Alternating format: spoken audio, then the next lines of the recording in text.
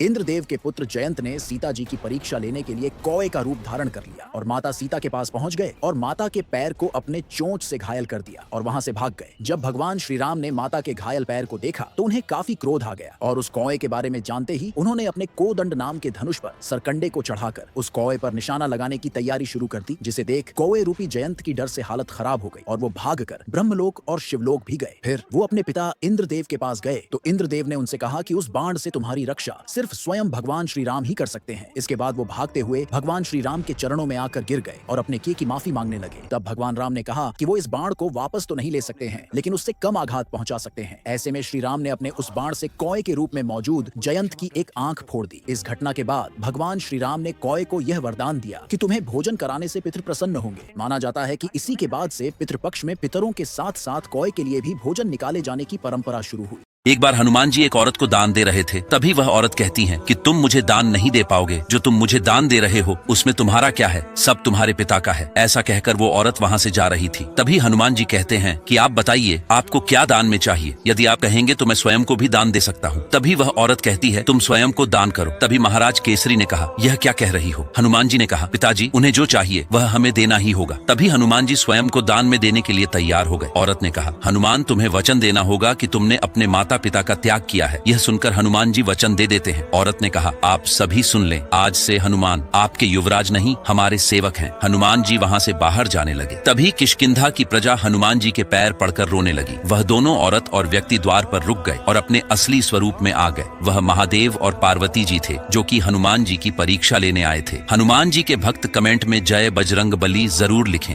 माता पार्वती ने क्यों निगल लिया स्वयं महादेव को ही। माता पार्वती शिव जी के द्वारा थाल में छोड़ गए भोजन ही ग्रहण करती हैं, लेकिन एक बार विष्णु जी के कहने पर शिव जी ने अपने थाल का सारा भोजन खा लिया। जब माता पार्वती को जोरों की भूख लगी तब वह शिव जी के थाल के पास जाती हैं, लेकिन उनको थाल में कुछ भी नहीं मिलता है। माता पार्वती भूख से तड़प रही थी। तब वह महादेव के पास जाती हैं और थाल में भोजन न छोड़ने का कारण पूछती हैं, लेकिन शिव जी ध्यान में लीन थे और वह माता पार्वती की बातों का उत्तर नहीं देते। जिसके बाद माता पार्वती की भूख बहुत ज्यादा बढ़ जाती है और वह अत्यंत क्रोध में आकर महादेव को ही निगल जाती हैं। इसके बाद कुछ ही समय में माता पार्वती का शरीर एक विधवा स्त्री में बदल जाता है। तब माता पार्वती बहुत ही पीड़ा महसूस करती हैं और वह सोचती हैं कि मैंने क्रोध में आकर अपने ही पति को निगल लिया। तब महादेव स्वयं वहाँ पर प्रकट होते हैं और वह माता पार्वती को बताते हैं कि यह मेरे द्वारा ही रची गई एक लीला थी। शिव जी ने माता पार्वती से कहा कि वह इस स्वरूप में संसार के पूर्व कर्मों के फल स्वरूप अकाल, महामारी और दुख आदि का दंड देने वाली बनेंगी और माता पार्वती के इस स्वरूप को धूम्रवती के नाम से जाना जाएगा।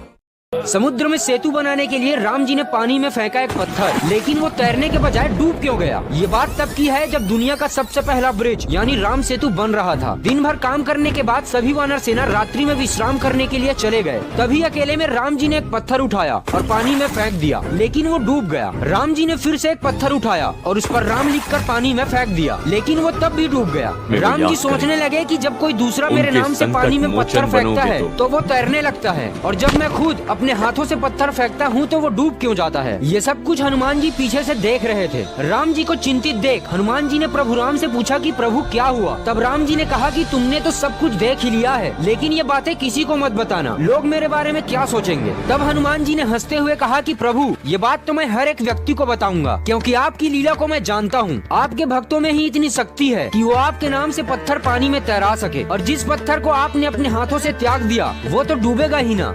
रामायण का सबसे शक्तिशाली योद्धा जिसने रावण को भी पीट पीट कर धरती से बाहर फेंक दिया था, बाली इतना शक्तिशाली था कि उसने आज तक एक भी युद्ध नहीं हारा था। बाली बड़े बड़े देवताओं और असुरों को पल भर में पराजित कर सकता था, लेकिन बाली बहुत घमंडी और अधर्मी था। एक दिन उसने हनुमान जी के सामने भगवान श्री राम को बेइज्जत किया, तो यह सुनकर हनुमान जी को गुस्सा आया। बाली ने हनुमान जी को युद्ध के लिए ललकारा। दरअसल बाली को ब्रह्मा जी का वरदान था कि वह जिससे भी युद्ध करेगा उसकी आधी शक्ति उसके अंदर आ जाएगी। और एक दिन ब्रह्मा जी ने हनुमान जी को दर्शन दिया और बोले कि हनुमान आप अपनी 10% शक्ति ही लेकर जाना। हनुमान जी जब बाली के सामने गए तो बाली को ऐसा लगने लगा कि उसके शरीर की सारी नसें जैसे फट जाएंगी। बाली इतनी शक्ति सहन नहीं कर पाया और वह डर कर भाग गया। इस तरह से बजरंग बली ने बाली का घमंड तोड़ा। तो सभी बोलो जय श्री राम। दोस्तों, अगर आपने बोलकर भी इस जगह पर हनुमान जी का नाम पे लिया तो वहाँ के लोग हाथ धोकर आपके पीछे पड़ जाएंगे। जी हाँ, ये बात है तब कि जब हनुमान जी संजीवनी बूटी लाने के लिए द्रोणागिरी पर्वत पर गए हुए थे, लेकिन उन्हें जरा सा भी अंदाजा नहीं था कि संजीवनी बूटी होती कैसी है। बस उन्हें इतना ही कहा गया था कि संजीवनी बूटी के अंदर से एक रोशनी आती है। लेकिन रावण को तो ये बात पहले से ही पता था कि हनुमान जी संजीवनी बूटी लाने के लिए गए हुए हैं, इसलिए उसने पहले से अपने राक्षस दूतों को भेज रखा था जो पहाड़ के ऊपर मौजूद पेड़ों पर लटक कर चमक रहे थे, जिस वजह से हनुमान जी को बिल्कुल भी समझ नहीं आ रहा था कि असली संजीवनी बूटी है कौन सी। तब हनुमान जी ने उसी गांव की एक बूढ़ी महिला से पूछा कि संजीवनी बूटी कैसी होती है। तब उस महिला ने भी कहा कि संजीवनी बूटी किसी जुगनू की तरह चमकती है। जब काफी देर के बाद तक भी हनुमान जी को पता नहीं चला, तब उन्होंने पूरे के पूरे पहाड़ को अपने कंधे पर उठाया और लेकर निकल गए। अब उसकी कहानी ये है कि अगले दिन जब उस गांव के लोग उठे तो उन्होंने देखा कि यहाँ पर तो पहाड़ है ही नहीं। तब उन्होंने शुरू किया ढूंढना कि आखिर पहाड़ गया तो गया कहाँ। तब उस बूढ़ी महिला ने बताया कि कल रात एक बंदर आया था, मगर मुझे थोड़ी पता था कि वो पूरे के पूरे पहाड़ को उठाकर अपने साथ ले जाएगा। एंड उसी दिन से आज तक उस गाँव में हनुमान जी की पूजा नहीं होती है।